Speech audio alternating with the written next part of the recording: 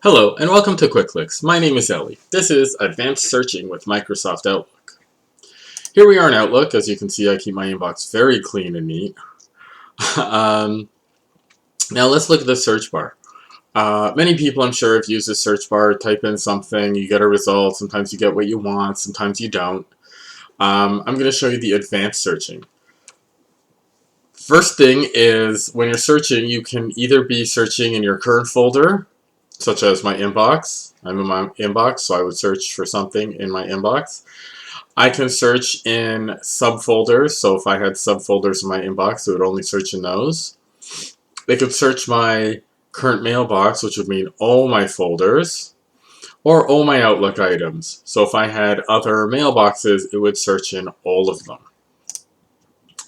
Also, what we have here, when you click any time in the search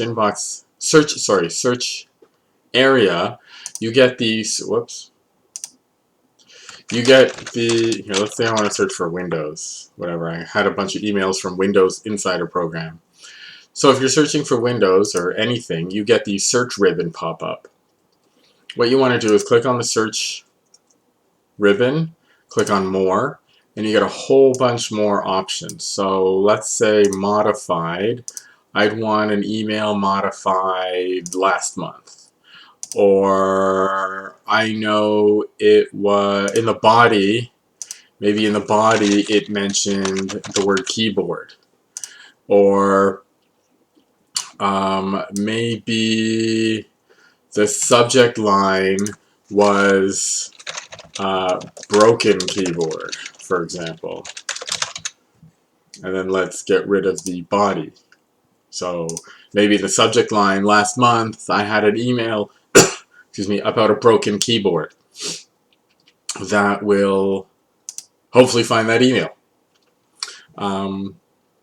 That's about it. Just you can use all these more options here and these different options over here.